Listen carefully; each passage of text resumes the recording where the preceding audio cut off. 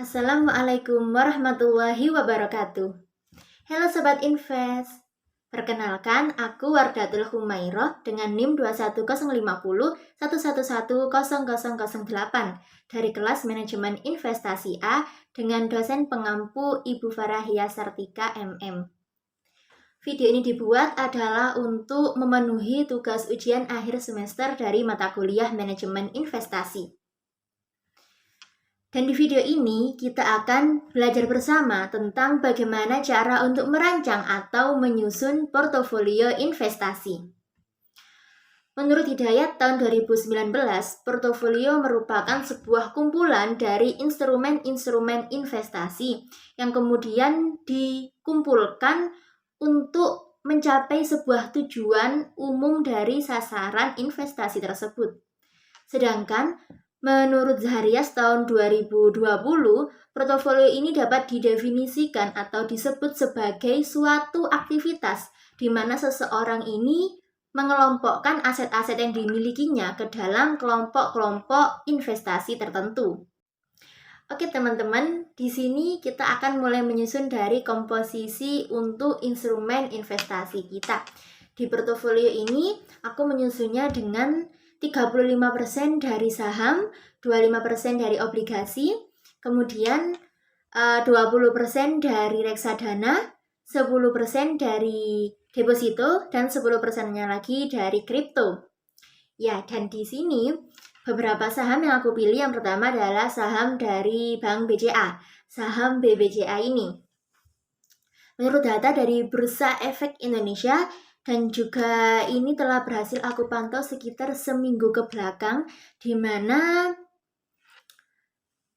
saham dari Bank BCA ini selalu menempati top 5 dari aktif saham yang ada di Bursa Efek Indonesia. Dan di sini bahkan pada tanggal pembuatan video ini, yakni pada tanggal 22 November tahun 2023, saham BBCA ada di tingkat pertama dalam saham teraktif yang ada di Bursa Efek. Ini adalah salah satu alasan mengapa aku memilih saham dari Bank BCA ini. Bisa juga dilihat dari grafik yang signifikan dan juga bisa dikatakan bahwa baik atau stabil dalam setiap aktivitas dalam saham BBCA ini. Dari kurun waktu 1 tahun yang lalu hingga sekarang, dalam pembagian saham pun Bank BCA ini juga bisa dikatakan cukup aktif dan juga memberikan dividen kepada para pemegang sahamnya dengan nilai yang cukup tinggi dan juga bisa dikatakan stabil. Akan membagikan dividen tunai sebesar Rp205 per saham. Jumlah ini meningkat 41,4% dibandingkan dividen tunai yang dibagikan untuk tahun buku 2021. Rencana ini sehubungan dengan laba bersih perseroan selama tahun buku 2022 yang sebesar Rp40,7 triliun. Dalam pembagian saham portofolio ini masuk dalam daftar core stock saham portofolio atau bisa disebut sebagai saham yang paling besar persentasenya dan sebagai perlindungan untuk investasi pada jangka panjang.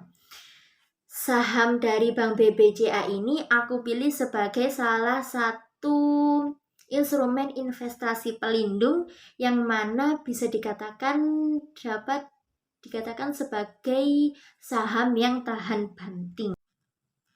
Inilah mengapa aku memilih saham dari Bank BCA ini sebagai salah satu instrumen di portofolio aku, karena saham dari Bank BCA ini dapat digunakan sebagai core stock atau sebagai instrumen pelindung untuk instrumen investasi lain yang ada di portofolioku.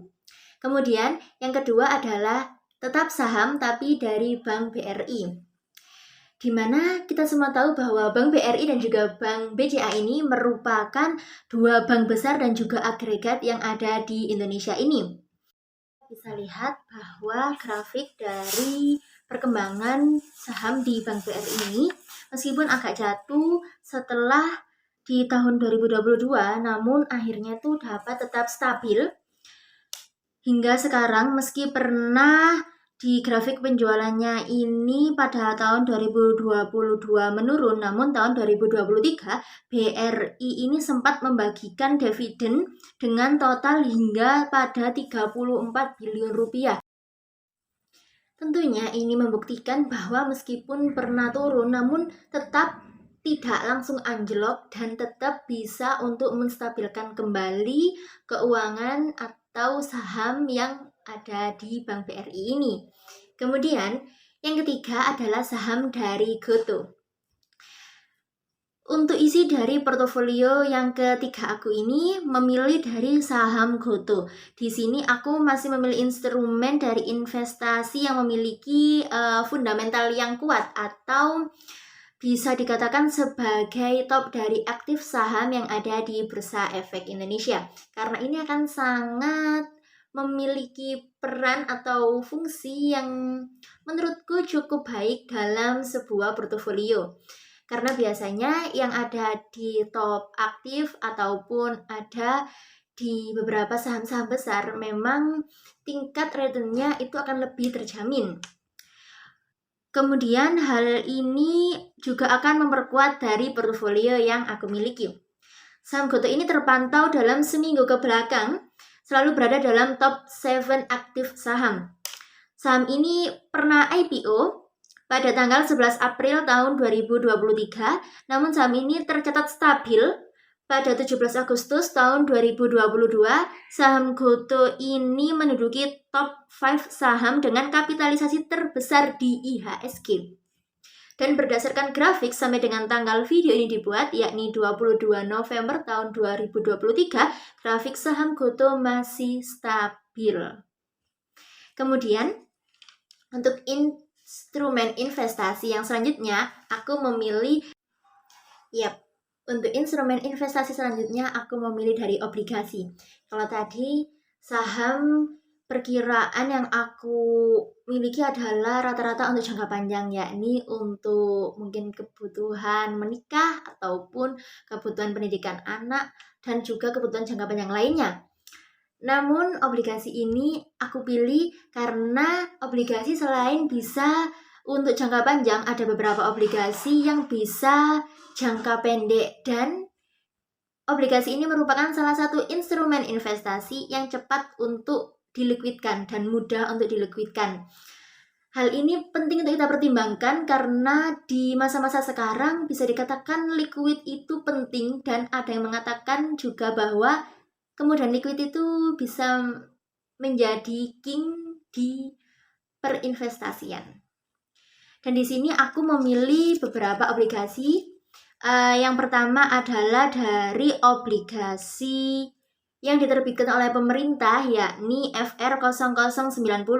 Alasan aku dalam memilih obligasi ini adalah yang pertama karena diterbitkan oleh pemerintah, sehingga return yang akan kita dapatkan itu akan lebih terjamin dan juga aman. Kemudian yang kedua adalah karena untuk keperluan di jangka pendek. Obligasi ini itu bisa kita lihat di sini jatuh temponya. Oleh karena itu aku memiliki obligasi dengan jangka waktu yang menurutku cepat. Dan berikutnya karena waktu itu di obligasi FR0090 ini pembeliannya masih di tahun adanya pembelian ini masih dikatakan sebagai harga yang diskon atau masih di bawah harga standar 100%, yakni masih di sekitar 90%-an, sehingga memudahkan kita untuk melakukan pembelian karena biasanya kita akan melakukan pembelian di saat harga itu turun kemudian menjualnya di saat harga dari instrumen investasi kita ini naik. Dan ketika mendapatkan harga di bawah dari standar, maka akan sangat tepat untuk membelinya. Kemudian karena yield dan kupon dari obligasi ini itu lumayan sebanding dan juga bisa dikatakan hampir tinggi, kemudian yieldnya itu besar ketika obligasi ini itu memiliki nilai jual yang murah. Jadi karena yieldnya besar ketika harganya lebih bisa dikatakan diskon, maka tepat untuk membeli obligasi ini. Dan juga karena liquid tersebut sehingga bisa digunakan untuk obligasi jangka pendek ataupun untuk kebutuhan cepat di kehidupan di beberapa tahun ke depan secara cepat. Kemudian instrumen obligasi selanjutnya yang aku pilih tetap pada obligasi. Di sini aku juga memilih obligasi yang dikeluarkan oleh pemerintah Indonesia sendiri, yakni dari FR0086. Alasan aku mengapa membeli obligasi ini adalah yang pertama karena harga belinya masih di bawah 100% atau bisa dikatakan sebagai harga diskon karena tidak pada harga standar. Ya, karena biasanya pada saat instrumen investasi ini berada pada harga yang rendah, biasanya investor-investor akan membeli instrumen investasi tersebut. Dan mengapa obligasi ini bisa dikatakan tepat untuk kita sebagai investor membelinya? Karena pada saat dijual obligasi ini harganya masih di bawah 100% dengan yield pasti per tahunnya dan juga kupon wajibnya ini cukup besar, yakni dengan yield pasti per tahun 6,32% dan kupon wajibnya itu 5,5%, sehingga bisa dikatakan tinggi atau cukup besar.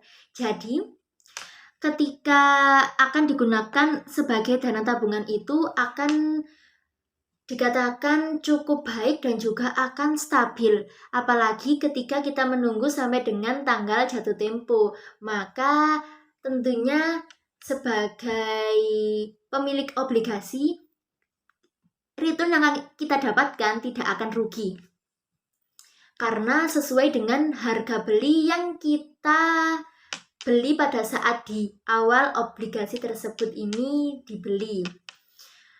Ataupun ketika kita menjualnya pada saat obligasi ini memiliki nilai yang melonjak, ketika kita jual maka kita akan mendapatkan keuntungan karena pada saat membelinya kita membeli dengan harga yang masih di bawah standar 100% atau bisa dikatakan sebagai harga diskon, sehingga kita akan memiliki keuntungan ketika bisa menjualnya di saat harga investasi ini naik.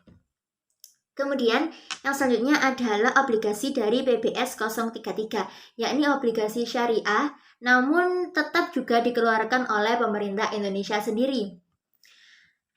Mengapa aku memilih PBS 033 ini? Karena beberapa alasan. Yang pertama itu karena tetap di harga pembelian, yakni masih di bawah standar 100%, sehingga bisa dikatakan lebih murah dari harga standar pada umumnya, sehingga akan sangat tepat untuk dibeli, mengingat bisa dilihat bahwa yield dan kuponnya bisa dikatakan seimbang dan juga cukup tinggi. Dan PBS tahun 033 ini termasuk dalam obligasi jangka panjang karena jatuh temponya bisa kita lihat yakni pada tahun 2047. Mengapa aku memilih untuk membeli obligasi ini? Karena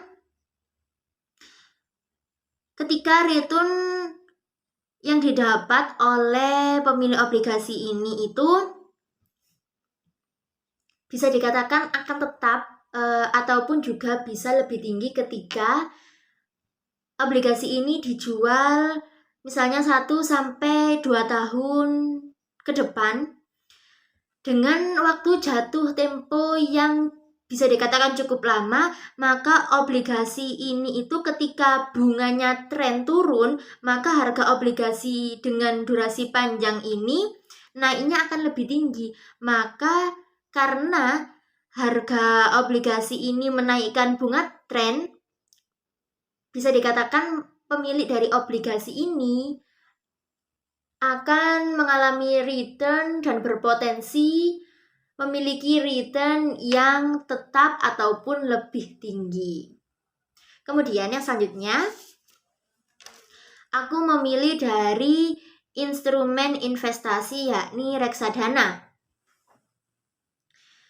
Reksadana di sini aku memilih dari reksadana pasar uang. Yang pertama dari reksadana Capital Money Market Fund, di mana imbal hasil bisa dikatakan besar dan juga bisa dilihat di sini grafiknya juga cukup baik dan bisa kita lihat di sini aku menggunakan aplikasi Bareksa.